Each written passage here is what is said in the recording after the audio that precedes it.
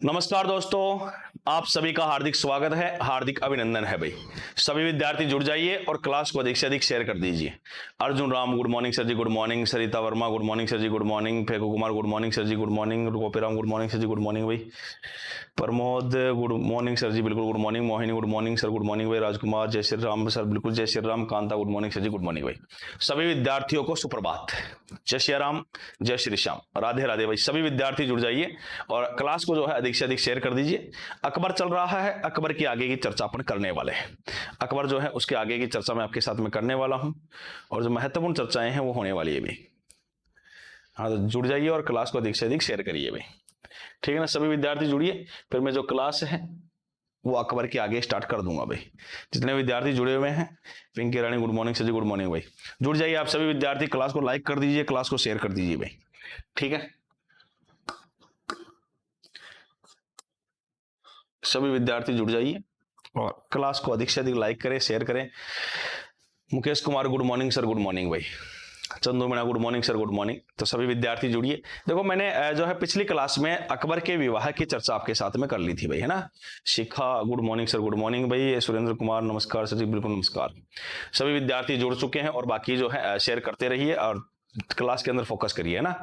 अकबर जो है, अकबर का एक विवाह मैंने आपको बता दिया था कि अकबर का जो विवाह हो गया था वो किससे हो गया था? हरका से हो गया था। अकबर का जो विवाह हुआ था वो हरका से हुआ था साहब। हरका बाई से इनका विवाह हो गया। अब देखो, पहले जो विवाह होते थे कि पहले आपने देखा ही नहीं और आपका क्या कर दिया गया, विवाह कर दिया। Manu good morning sir, good morning भाई। हाँ भाई, तो देखो अकबर का निकाह कर दिया गया। किसके साथ विवाह हुआ इनका? इनका विवाह हरका बाई के साथ हुआ। एक्चुअली में ऐसा बताते हैं कि हरका बाई से वहां पे जाके पूछता है, बिल्कुल हरका जो है इनसे नाम पूछता था। उन्होंने कहा था हरका बाई, तो अकबर कहते हैं कि मुझे तेरा नाम जो है पसंद नहीं है भाई। तब हरका जो है इनसे कहती है कि भाई नाम पसंद नहीं है तो दूसरा रख लो सब। तो इन्होंने बोला कि मैं आज से तुझे क्या बोलूंगा? मरियम। आज से क्या बोलूंगा? मरियम बोलूंगा साहब। ये इसको क्या बोलते हैं? मरियम। बोला आज से मैं तेरे को क्या बोलूंगा? मरियम। जब हरका से ये कहते हैं कि आज से मैं तेरे को मरियम बोलूंगा, तो हरका इनसे कहते हैं भाई ये कोई मरेड़ा मरेड़ा कोई नाम होता है कि क्या मरियम नाम है? या मुझे पसंद नहीं आया। तब अकबर इसको समझाते हैं कि इस मरियम का जो मतलब होता है वो क्या होता है? स्वर्ग की अप्सरा। क्या होता है? स्वर्ग की अप्सरा। तब हरका कहते हैं भाई स्वर्ग की अप्सरा अगर ये नाम होता है तो आप एक बार नहीं कई बार बोलिए सब, कोई दिक्कत वाली बात है नहीं है सब। तो एक उपाधि दे दी गई थी इनको, कौन सी? ध्यान रखना, मरियम की। कौन सी उपाधि मिल जाती है इनको? मरियम की उपाधि मिल जाती है। अब देखो बात काम की क्या है वो समझनी है आप। अकबर का निकाह हो गया था। अकबर को सिखाने वाले कई थे। राजपूत विवाह किया था अकबर ने, तो अकबर को कई सिखाने वाले मिलते हैं। वो इनसे कहते हैं कि भाई देख, तू राजपूत से विवाह करके लाया है, तू जो इस्लाम धर्म है उसको फॉलोवर है, तू इसके साथ निकाह करके लाया। अलग अलग जो बातें हैं वो निकल के आती है। तो इनसे कहते हैं कि भाई तूने जो है हरका बाई के बारे में तुझे कोई जानकारी नहीं है, पहले कोई इसका मामला खराब हो और कोई चीज हो तो तेरे को इस बात की क्या जानकारी है सब? अकबर अनपढ़ आदमी। Ratna Chaudhary good morning sir ji, good morning भाई। तो तेरे को इस बात की जानकारी नहीं है कि भाई जो तू है वो हरका बाई के बारे में जानता ही नहीं है। तो सीधी सी बात है, जब ये हरका के बारे में नहीं जानते हैं। हर्षित जुड़ चुके हैं, जय श्री श्याम सर, बिल्कुल जय श्री श्याम। ध्यान समझिएगा, जब इनसे वो कहते हैं कि भाई आप जो है उसकी जांच करवाई, तब हरका के बारे में, जब अनपढ़ आदमी था अकबर, तो अकबर को लगा यार क्यों ना इसके बारे में जानकारी जुटाई जाए। तो अकबर जो है किसी व्यक्ति को भेजता है, ऐसा बताते हैं, कहानी आ रही याद करने के हिसाब से ध्यान रख लेना। तो इसको भेजता है किसी व्यक्ति को, खूब सारा पैसा वगैरह देके यहाँ मेरे भेजा, वो यहाँ पे जांच करने के लिए आता है। हाँ, आपकी दिव्यांशी मरियम उजमानी ही है, पूरा नाम लिख देता हूँ, लो मरियम उजमानी, ठीक है। हाँ ठीक है, हो गया। तो हुआ क्या, ध्यान समझिएगा। अब वो यहाँ पे जब जांच करने बैठता तो वो यहाँ पे आता है और कई दिन यहाँ पे रुकता है, कई कार्यक्रम करता है और फिर वापस जाके अकबर को कहता है कि भाई कोई ना कोई इसका तो जुगाड़ रहा होगा, कोई ना कोई इसका मामला गड़बड़ाया होगा। अकबर बिल्कुल सीधा सा आदमी, अकबर जाके हरका से पूछ लेता है कि भाई तेरा कोई पहले से मामला था क्या?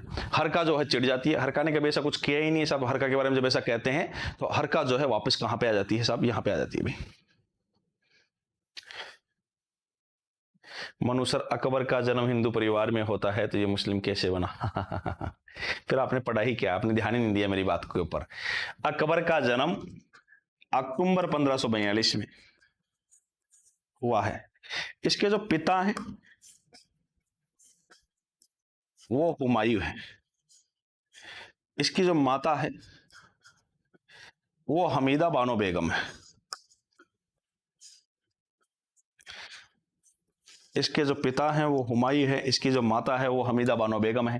किसकी बात कर रहा हूं? अकबर की बात कर रहा हूं। किसकी बात कर रहा हूं? अकबर की बात कर रहा हूं। जब माता और पिता दोनों मुस्लिम हैं तो ये हिंदू कैसे हो सकता है? ठीक है, ये हिंदू कैसे होता है आप खुद समझिए। मैंने बोला हिंदू परिवार में जन्म हुआ, क्योंकि 1540 में जब हुमायूं जो है पराजित हो जाता है किससे? शेरशाह सूरी से। तो हुमायूं जो है शरण लेता है अमरकोट के राणा वीरसाल के घर, जो राजा हिंदू परिवार के थे, अमरकोट के राणा वीरसाल, उनके घर शरण ली थी। और वहीं पे अकबर का क्या हुआ था? जन्म हुआ था। किसके गर्भ से हुआ था? हमीदा बानो बेगम के गर्भ से हुआ था। तो हिंदू कैसे हो जाएगा? है तो मुस्लिम ही। जन्म हिंदू परिवार में हुआ है। जन्म किस में हुआ? हिंदू परिवार में हुआ। जन्म हिंदू माता पिता से नहीं हुआ है। मैंने ये नहीं बोला जन्म हिंदू माता पिता से हुआ है। जन्म कहां पे हुआ है? हिंदू परिवार में हुआ। माता पिता तो कौन है? ये मैंने आपको साफ साफ लिखा है, तो आपको ध्यान में रखना है। तो जब मरियम के बारे में जानकारी जुटाते हैं तो मरियम वापस यहां पे आ जाती है, आमेर आ जाती है। ठीक है, जब मरियम यहाँ पे वापस आ जाती है, ध्यान समझिएगा, तो जो हरकाबाई है यहाँ पे आ जाती है। और जब हरकाबाई यहाँ पे वापस आई तो क्या हुआ? अकबर को जब पता चला इस बात का कि यार अपन ने जो किया है वो गलत किया है, अकबर ने जो किया है वो गलत किया, तो अकबर को जब इस बात का पता चला तो अकबर ने कई बार ट्राई किया कि जो हरका है वो वापस आ जाए, हरका जो है वापस आ जाए, लेकिन हरका वापस नहीं आती है। तो अकबर जो है कुछ अच्छे कार्य करना प्रारंभ कर देता है। किसके लिए? आपके हरकाबाई के लिए, यानी हिंदुओं के लिए जो है अच्छे कार्य करता है। हिंदुओं के लिए अच्छे कार्य करता है तो उसको लगता है कि हरका जो है वापस आ जाएगी, हरका वापस आ जाएगी। तो वो कौन कौन से कार्य हैं मैं उनकी अभी चर्चा करने वाला हूं। एक बार यहां तक आप इसको लिख लीजिए, स्क्रीनशॉट ले लीजिए। देखो, अकबर के कार्य, अकबर द्वारा किए गए कार्य, प्रमुख कार्यों की मैं बात करूंगा। अकबर द्वारा किए गए कार्य कौन कौन से कार्य करता है? 3 प्रमुख कार्य हैं जो आपको ध्यान में रखने हैं। एक तो क्या करता है 1562 में दास प्रथा पर रोक लगाई। दास प्रथा पर रोक, यानी हिंदुओं के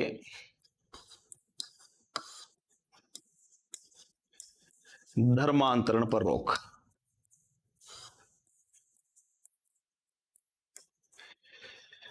दास प्रथा पर रोक लगाई, इसका मतलब यही था कि ठीक है, दास प्रथा पर जो है रोक लगाई है। जब दास प्रथा के ऊपर रोक लगाते हैं, यानी जो हिंदुओं को दास बना लेते थे उनको उनका धर्मांतरण नहीं करेंगे, हिंदुओं का जो है धर्मांतरण नहीं किया जाएगा, धर्म परिवर्तित नहीं किया जाएगा। ये अच्छा कार्य किया और इसकी सूचना पहुंचाएगी। तो जब पूरे भारत के अंदर इसकी सूचना पहुंचती है तो उसको लगा कि हरका जो है वापस आ जाएगी, लेकिन हरका वापस नहीं आती है। फिर इसने दूसरा अच्छा कार्य किया था। दूसरा अच्छा कार्य क्या किया था इसने? 1563 में तीर्थ यात्रा, तीर्थ यात्रा, तीर्थ यात्रा कर पर रोक। जो हिंदू थे तीर्थ के ऊपर जाते थे और तीर्थ के ऊपर जो यात्रा करते थे, ट्रेवलिंग करते थे, उसके ऊपर क्या लगता था? टैक्स लगता था। तीर्थ यात्रा के ऊपर क्या लेते थे? इनसे टैक्स लेते थे तो हिंदुओं से। तो उस टैक्स को क्या कर दिया गया? बंद कर दिया गया कि अब तीर्थ यात्रा के ऊपर कोई कार्य नहीं लगेगा। दूसरा अच्छा काम किया, फिर इंतजार किया कि हरका आए, लेकिन हरका नहीं आती है। तीसरा फिर अच्छा कार्य करता है 1564 में। 1564 में इसके द्वारा जजिया कर पर रोक लगाई गई भी। जजिया कर पर रोक, मैं जजिया कर की भी आपके साथ में बात करूंगा, चर्चा करूंगा कि जजिया कर क्या होता है। जजिया कर के ऊपर क्या कर लगाता है? ये रोक लगाता है और वेट करता है कि भाई हरका आए। तब की बार हरका स्वयं आती है, यहाँ पे हरका क्या हो जाती है? यहाँ पे आ जाती है। और आपको पता है हरका जब यहाँ पे आती है तो अब जब भी जो अकबर था वो किसी अभियान के ऊपर जाता तो हरका को साथ लेके जाता, हरका को छोड़ता नहीं कि हरका कहीं पीछे से वापस, ठीक है, वापस नहीं चले जाए साहब। तो ये डर लगा रहता हरका को, वो साथ ही रखता। तो काफी समय बीत गया, अकबर के जो है हरका से कोई पुत्र या कोई जो है संतान पैदा नहीं होती है, संतान जन्म नहीं लेती है। जब अकबर को ऐसा लगा तो अकबर चले जाते हैं अपने गुरु शेख सलीम चिश्ती के पास में, फतेहपुर सीकरी आगरा। शेख सलीम चिश्ती के पास में जाते हैं और उनसे रिक्वेस्ट करते हैं कि देखो गुरुदेव हमारे कोई संतान नहीं हो रही, तो जो शेख सलीम चिश्ती उनसे कहते हैं भाई आप एक जगह रुकिए तब जाके संतान होगी साहब। तो अकबर जो है शेख सलीम चिश्ती से कहते हैं कि आप कुटिया खाली करें, हम कुछ समय यहीं विश्राम करेंगे। तो अकबर को ये मान लीजिएगा आप कि जो शेख सलीम चिश्ती हैं उनके आशीर्वाद से 1569 में 1569 ईस्वी के अंदर शेख सलीम चिश्ती के आशीर्वाद से हरका को एक पुत्र रत्न की प्राप्ति होती है, जिसका नाम उन्होंने उन्हीं के नाम पे रखा था, सलीम। क्या रखा था? सलीम। जो आगे चल के बाद में जहांगीर के नाम से क्या होता है? प्रसिद्ध होता है। जो आगे चल के किस नाम से प्रसिद्ध हो जाता है? जहांगीर के नाम से प्रसिद्ध हो जाता है। ध्यान रखिएगा, पूरे मुगल वंश का सबसे विद्वान शासक था। मुगल वंश का सबसे विद्वान शासक जो रहा है वो जहांगीर रहा है। ये वही जहांगीर है जिसके काल को चित्रकला का स्वर्णकाल कहते हैं। तो मुगल वंश का सबसे विद्वान शासक जहांगीर है, चित्रकला का स्वर्णकाल जहांगीर का है। तो मुगल कला का सबसे विद्वान शासक तो जहांगीर, मुगल वंश का सबसे विद्वान व्यक्ति जो है, पैदल के, हाँ वो ठीक है, ध्यान रखिएगा। अब मुगल वंश का सबसे विद्वान शासक जहांगीर, मुगल वंश का सबसे विद्वान व्यक्ति दारा शिकोह है। मुगलों में चित्रकला का स्वर्णकाल जो बात करते हैं वो किसका? जहांगीर का। जबकि स्थापत्य कला का स्वर्णकाल किसका है? शाहजहां का काल है। ये थोड़ा सा आपको ध्यान में रखना है। तो ये तीन कार्य अच्छे करता है। कौन करता है? हिंदुओं के प्रति जो है अच्छे कार्य किए गए अकबर के द्वारा। 1562 में दास प्रथा के ऊपर ये रोक लगाता है। हिंदुओं के धर्मांतरण पर क्या कर देता है? रोक लगाता है।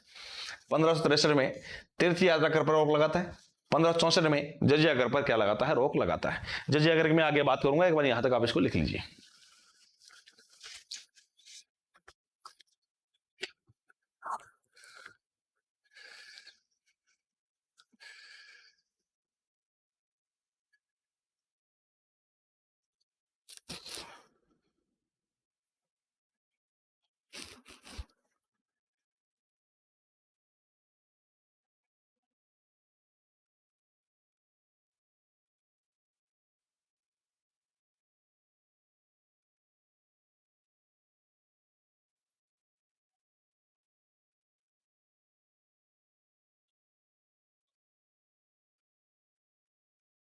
ठीक है, आगे अपन मैं बात कर लेता हूं किसकी? अकबर की।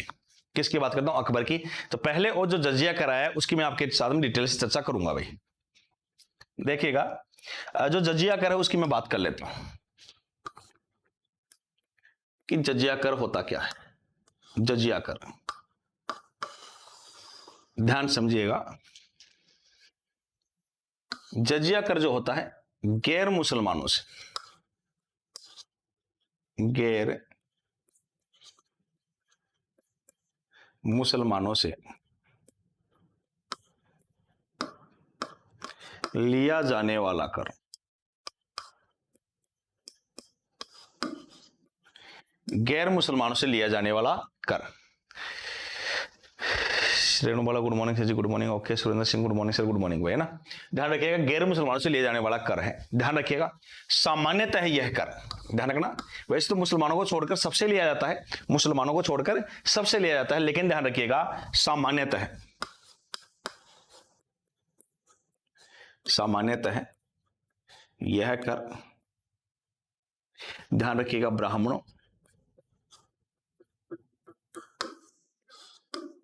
महिलाओं व विकलांगों से नहीं लिया जाता। सामान्यतः यह कर ब्राह्मणों से, महिलाओं से और विकलांगों से, इनसे नहीं लिया जाता है। अब जजिया कर से क्या क्वेश्चन बनते हैं वो ध्यान रखिएगा। भारत में सर्वप्रथम जजिया कर लगाया, भारत में सर्वप्रथम जजिया कर लगाया तो किसने लगाया था? मोहम्मद बिन कासिम,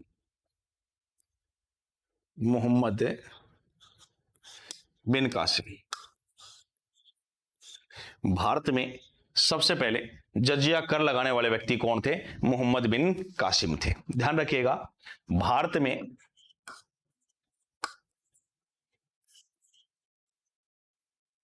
ब्राह्मणों पर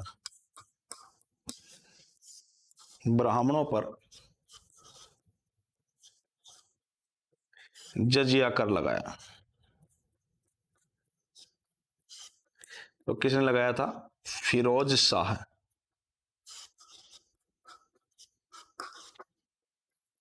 तुगलक। भारत में ब्राह्मणों पर जजिया कर किसने लगाया है? फिरोज शाह तुगलक ने लगाया है। ध्यान रखिएगा, भारत में जजिया कर समाप्त किया तो किसने किया है? अकबर ने। भारत में जजिया कर समाप्त करने वाले व्यक्ति कौन है? अकबर है। ध्यान रखना, भारत में पुनः जजिया कर प्रारंभ किया किसने किया है? औरंगजेब ने। किसने किया है? औरंगजेब ने। भारत में पुनः जजिया कर प्रारंभ कर दिया है, किसने कर दिया है? औरंगजेब ने कर दिया है। ध्यान रखिएगा, भारत में जजिया कर को पूर्णतः समाप्त किया वो कौन है? मोहम्मद शाह रंगीला, या इसी को क्या बोलते हैं? रोशनी अख्तर।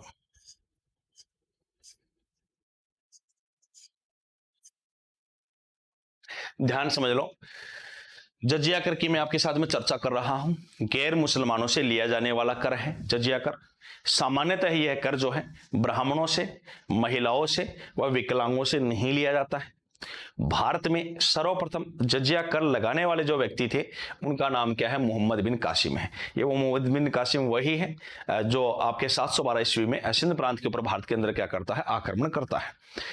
ध्यान रखिएगा, भारत में ब्राह्मणों पर जजिया कर लगाने वाला कौन था? फिरोज शाह तुगलक था। ब्राह्मणों पर भी क्या लगा दिया? इसने जजिया कर लगा दिया। यानी सामान्यतः क्या होता है? ब्राह्मणों से, महिलाओं से और आपके विकलांगों से, इनसे क्या नहीं लिया जाता है? जजिया नहीं लिया जाता है। लेकिन जजिया कर इन्होंने किन पे लगा दिया? आपके ध्यान रखिएगा, किन पे लगा देते हैं? ये ब्राह्मणों पर भी क्या लगा देते हैं? फिरोज शाह तुगलक जजिया कर लगा देते हैं। ठीक है, 711 नहीं, 712 है बेटा।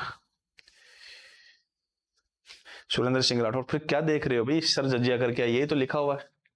टैक्स लेते हैं, कर लेते हैं। जो मुसलमान है उनको छोड़कर सबके ऊपर क्या लेते हैं? टैक्स लेते हैं। मुसलमानों को छोड़कर सबसे क्या लेते हैं? टैक्स लेते हैं। वही जजिया कर है। ठीक है, भारत में सर्वप्रथम जजिया कर लगाया मोहम्मद बिन कासिम ने। ब्राह्मणों पर जजिया कर लगाया था फिरोज शाह तुगलक ने। ध्यान रखिएगा, भारत में जजिया कर को समाप्त करने वाले थे अकबर। भारत में जजिया कर की पुनः शुरुआत करने वाले थे औरंगजेब। और भारत में जजिया को कर को पूर्ण रूप से समाप्त कर दिया था किसने बाद में? मोहम्मद शाह रंगीला या रोशनी अख्तर ने में। तो यहां तक आप लिख लीजिए, ये आपके क्या हो चुका है? ध्यान रखिएगा, आपके जजिया कर की बातें हो चुकी हैं। लिखिए इसको।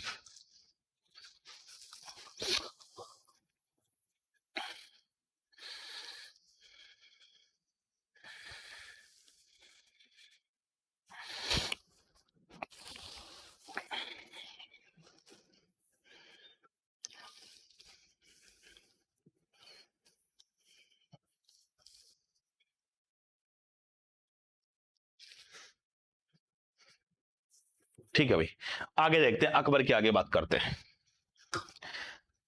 ध्यान समझिएगा, एक एक बात कर लेते हैं। अकबर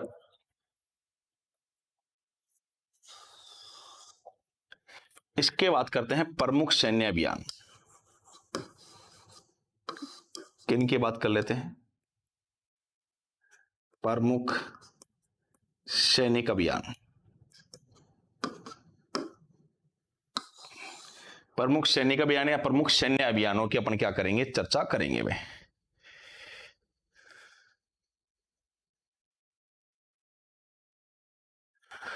ठीक है, हो गए।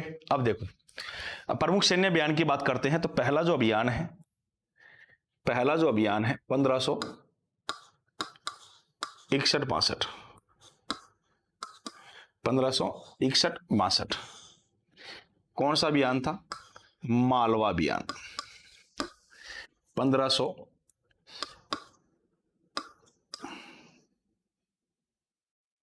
61-62 में कौन सा अभियान है? मालवा अभियान। ठीक है, इस अभियान की मैं बात कर लेता हूं। इसमें क्या हुआ, ध्यान समझिएगा। देखो, इसमें क्या हुआ, अकबर की तरफ से कौन था? अकबर के जो सेनापति थे वो एक तो आदम खां था, एक उज्बेक खां था। ये जो अभियान था ये किसके खिलाफ था? ध्यान रखिएगा, बाज बहादुर। किसके खिलाफ था? बाज बहादुर के खिलाफ था। बाज बहादुर क्या हुए? इसमें मारे गए। बाज बहादुर क्या हुए? इसमें मारे गए। और बाज बहादुर की जो पत्नी थी रूपमती, उसने क्या कर ली थी? आत्महत्या कर ली। प्रमुख सैन्य अभियान की बात कर रहा हूं। आज 10:45 पर मेरा नेट खत्म हो जाएगा, कोई बात नहीं है, नया करवा लेना रिचार्ज, है ना। देखो, अकबर के प्रमुख सैन्य अभियान की बात कर रहे हैं। 1561-62 में कौन सा अभियान होता है? मालवा अभियान होता है। इस अभियान के दौरान अकबर के जो सेनापति हैं वो मुख्य रूप से कौन कौन है? आदम का है और कौन है? उज्बेक का है। बाज बहादुर के खिलाफ ये अभियान होता है। बाज बहादुर का इसमें मारे जाते हैं। उनकी जो पत्नी है रूपमती, उन्होंने क्या कर ली थी? आत्महत्या कर ली थी। तो इनका एक अभियान तो ये है, इसको भी एक बार आप लिख लीजिए।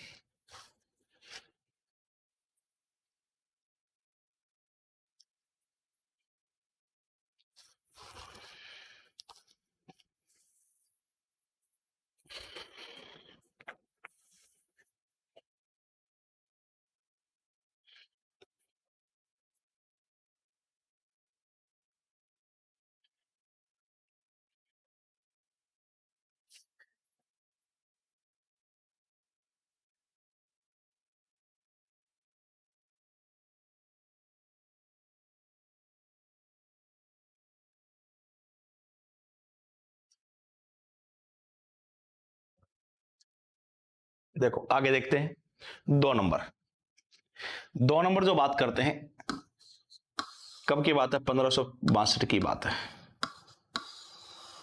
1562 की बात कर लेते हैं। तो 1562 में क्या हुआ था? एक कार्यक्रम तो क्या हुआ है, आमेर जो है, और आमेर के जो शासक थे उनका नाम है भारमल कछवा। उनका नाम क्या था? भारमल कछवा, जिसकी डिटेल में वैसे तो मैं बात कर चुका हूं। कौन है? भारमल कछवा। तो भारमल कछवा के बारे में आपको मैंने बताया था कि भारमल कछवा ने स्वेच्छा से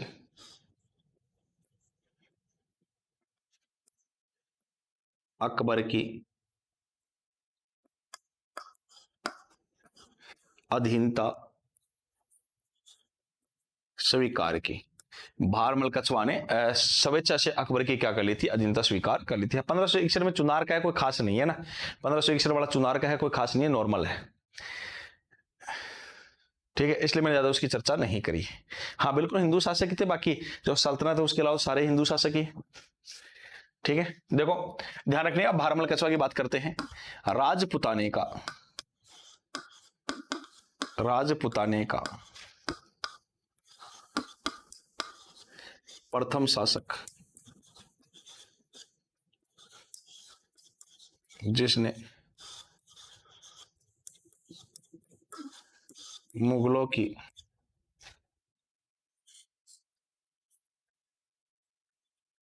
अधीनता स्वीकार की। जो भारमल कछवा है राजपुताने के प्रथम शासक हैं। सही तौर मुसलमानों से नहीं लिया जाता, ये कर मुसलमानों से नहीं है ना। ठीक है, तो राजपुताने का प्रथम शासक हो चुका है जिसने मुगलों की क्या कर लिया? अधीनता स्वीकार कर ली। Komal Sharma good morning sir जी, आज फिर से लेट होके गुड मॉर्निंग भाई। ठीक है, तो भारमल कछवा की बात करें, इन्होंने स्वेच्छा से अकबर की अधीनता स्वीकार की है और राजपुताना के प्रथम शासक बने हैं जिन्होंने मुगलों की क्या करी है? अधीनता स्वीकार करी है। आगे मैं बात कर लेता हूं। 1562 के आसपास ही जो है तीसरा अभियान भी है।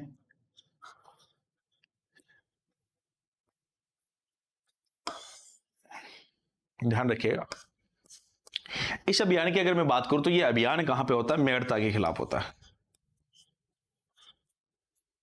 तो इसमें क्या हुआ था? मेड़ता के कौन थे? जयमल मेड़तिया। जयमल मेड़तिया, ध्यान रखना। इस जयमल मेड़तिया को अकबर ने पराजित किया तथा जयमल से मेड़ता छीन लिया सब।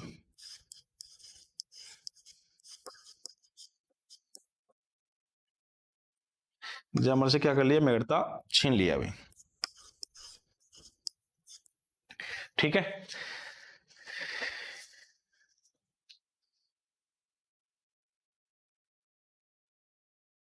आगे देखो, 1562 में आमेर के कौन थे? बहारमल कछुआ थे। इन्होंने स्वेच्छा से क्या की थी? अकबर की अधीनता स्वीकार की थी। ये राजपुताना के प्रथम शासक बने थे जिन्होंने मुगलों की क्या की थी? अधीनता स्वीकार की थी। 1562 में मेड़ता के जो थे वो जयमल मेड़तिया थे। इन्होंने अकबर को पराजित किया था तथा जयमल से क्या कर लिया था? मेड़ता छीन लिया था भाई। ये भी आपको ध्यान में रखना है। यहां तक एक बार आप स्क्रीनशॉट ले लीजिए।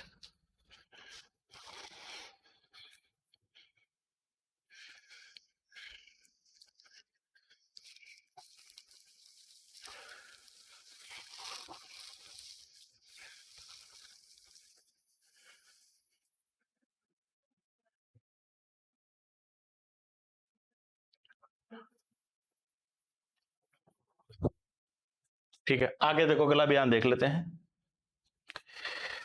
4 नंबर में बात करूं मैं 1564। 1564 में गोंडवाना अभियान।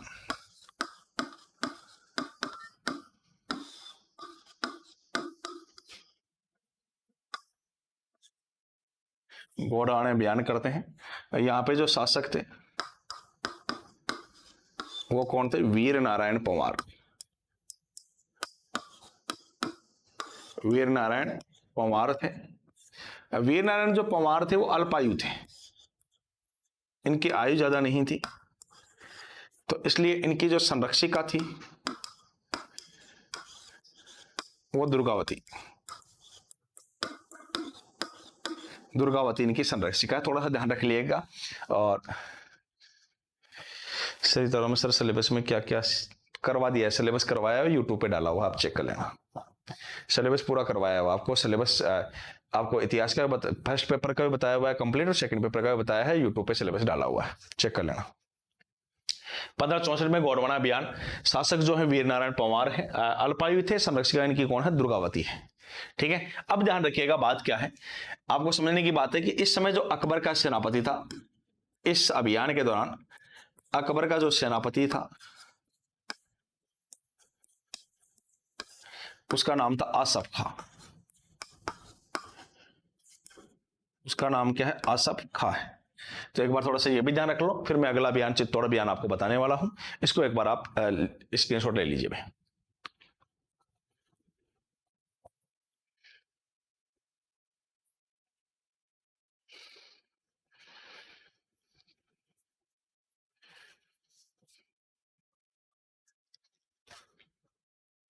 देखो भाई, अगला जो नंबरिंग है तो 5 नंबर है। कौन सा है? 5 नंबर है भाई, चित्तौड़ अभियान। कौन सा अभियान है? चित्तौड़ अभियान। कब होता है? 1567-68। 1567-68। एक्चुअल में हुआ क्या? शासक कौन थे? अकबर थे। अकबर ने आदेश जारी किया है। इसमें मेवाड़ के कौन है? उदय सिंह। मेवाड़ के कौन है? उदय सिंह।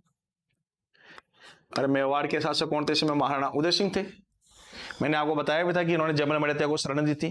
जयमल मेड़तिया को इन्होंने शरण दी थी, इस वजह से ये कर्मकांड हुआ, इन्होंने चित्तौड़ अभियान किया। उदय सिंह इस समय शासक थे। तो उदय सिंह तो यहां से चले गए थे भाई। उदय सिंह तो यहां से चले गए थे, जिसकी डिटेल में आपको बता चुका हूं। लास्ट में फिर गोगुंदा में रहते हैं, है ना, कहां पे रहते हैं, गोगुंदा में। यहां पे इनके सेनापति थे,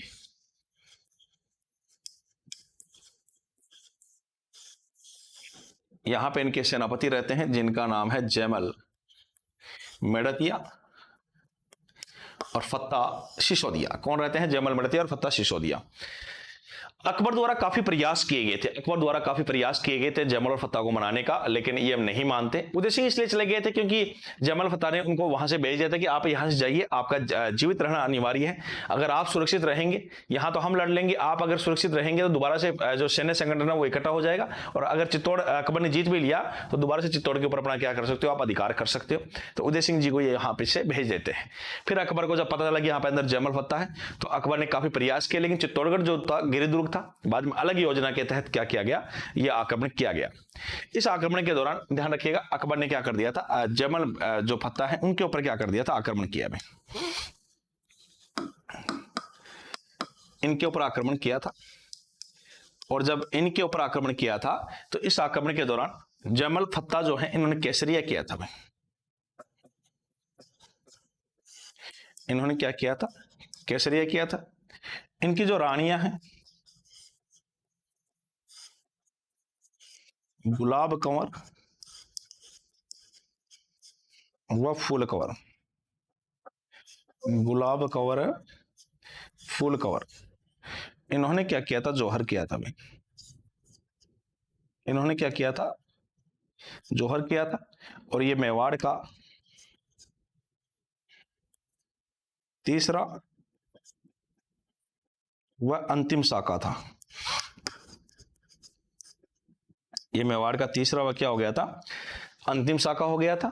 इसके दौरान जैमल मेड़तिया और फत्ता सिसोदिया मारे जाते हैं। इसी दौरान जैमल की जब पैर चोटिल हो जाता है, उस समय इनके जो भतीजा था, इनके भतीजे थे वीर कल्लाजी राठौड़, वीर कल्लाजी राठौड़। वीर कल्लाजी राठौड़ ने इनको अपने ऊपर बिठाकर युद्ध करवाया था। इसलिए जब अकबर देखता तो इनको दो हाथ तो कल्लाजी के दिखते हैं, दो हाथ किसके दिखते हैं, जैमल मेड़ते को दिखते हैं। और अकबर कहता है चमत्कार हो गया। और आगे चल के ये जो वीर कल्लाजी राठौड़ है, चार हाथों के लोक देवता के नाम से प्रसिद्ध है भाई। तो इनको क्या कहते हैं, चार हाथों का लोक देवता, चार हाथों के लोक देवता। और इनकी जो छतरी है वो चित्तौड़ में है। इनकी छतरी कहां पे है, चित्तौड़ में है। तो सीधी सी बात है, अकबर ये युद्ध जीत गया था, अकबर जीत गया था। अकबर ने कत्लेआम का आदेश दिया।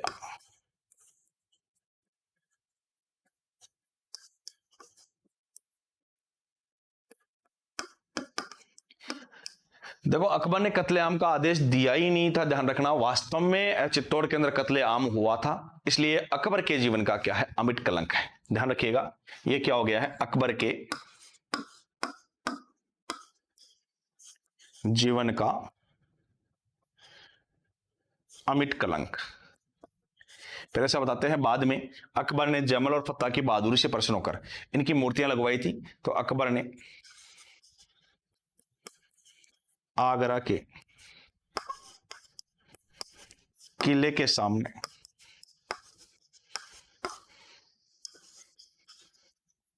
जैमल व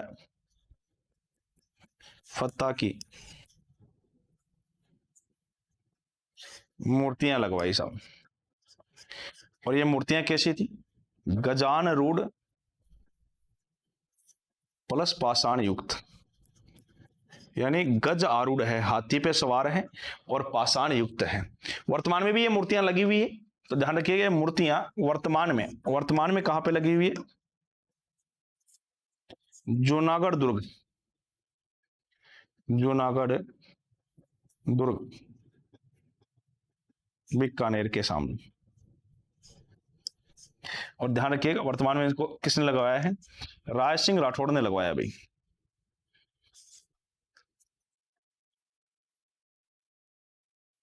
राज सिंह राठौड़ ने लगवाया है। किसने लगवाया है, राज सिंह राठौड़ ने लगवाया है।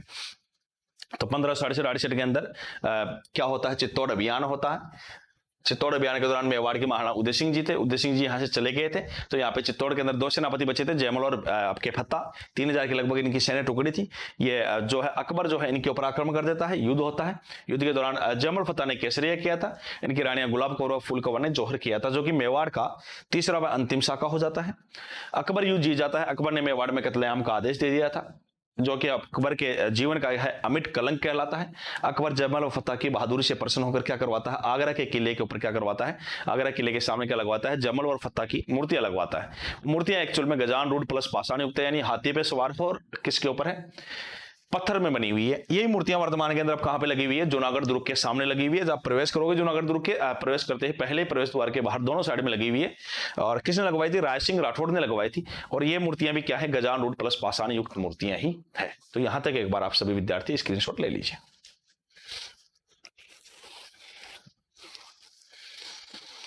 तो दोस्तों अकबर के अभियान पढ़ रहे थे। अकबर के अभियानों में अपन 1567 चित्तौड़ अभियान तक पहुंच चुके हैं। यहां तक किसी विद्यार्थी को कोई डाउट हो आप कमेंट के माध्यम से पूछ सकते हैं। बाकी सभी विद्यार्थी आप थंब का इंप्रेशन दे सकते हैं। चित्तौड़ अभियान तक किसी विद्यार्थी को डाउट हो, ध्यान रखिएगा, इंपॉर्टेंट बात चल रही है। 67-68 का चित्तौड़ अभियान तक कोई डाउट हो, माही मिश्रा सर प्रॉपर सिलेबस बताइए। आप जाके चेक करिए, यूट्यूब चेक करोगे तब पता चलेगा ना प्रॉपर सिलेबस बताया है कि नहीं बताया गया। आप जब जाके चेक करोगे तब पता चलेगा। यूट्यूब के ऊपर सारा सिलेबस करवा दिया है, फर्स्ट पेपर का भी करवा दिया है और सेकंड पेपर का भी सब करवा दिया है। आप जाके चेक करिए, अलग अलग थोड़ी बताया जाएगा अभी कि आज अब आपको बताएंगे फिर किसी दूसरे को बताएंगे। आप जाएंगे चेक करेंगे तब आपको पता चलेगा। ये बात कई बार रिपीट कर चुका हूँ। लाइव क्लासेज के अंदर आप जब सर्च करेंगे तो आपको जो ज्योग्राफी वाला सिलेबस है वो भी एक्सप्लेन किया हुआ है, इतिहास का सिलेबस है वो भी एक्सप्लेन किया हुआ है, साइकोलॉजी का जो सिलेबस है वो भी एक्सप्लेन किया हुआ है। तो फर्स्ट पेपर पूरा एक्सप्लेन किया हुआ है और सेकंड पेपर जो है मुकेश सर द्वारा एक्सप्लेन किया हुआ है। तो सारा जो पार्ट है वो एक एक करके चैप्टर वाइज एक्सप्लेन किया हुआ है। ठीक है, तो आप जाके वहां देखिए, आपको मिलेगा जरूर। और फिर जब मिलेगा सिलेबस तब आपको चीजें समझ में आएंगी, क्या पढ़ना है क्या नहीं पढ़ना है। ठीक है भाई, क्लियर होगी मेरे हिसाब से बात आपके। तो आप एक बार चेक करना यूट्यूब के ऊपर, फिर कोई डाउट हो तो आप जो है अर्जुन राम नाइस क्लास, धन्यवाद भाई। तो दोस्तों आज की जो क्लास है, आज का जो सेशन है उसको हम यहीं समाप्त करते हैं। आज इतना ही है या आगे भी? आज का तो क्लास यहीं समाप्त है दिवांशी। तो आज की जो क्लास है, आज का जो सेशन है उसको मैं यहीं समाप्त करता हूं। नेक्स्ट क्लास के अंदर अकबर की जो आगे की चर्चा है उसके साथ मैं आपसे मुलाकात करूंगा। तब तक के लिए धन्यवाद। जय हिंद, जय भारत।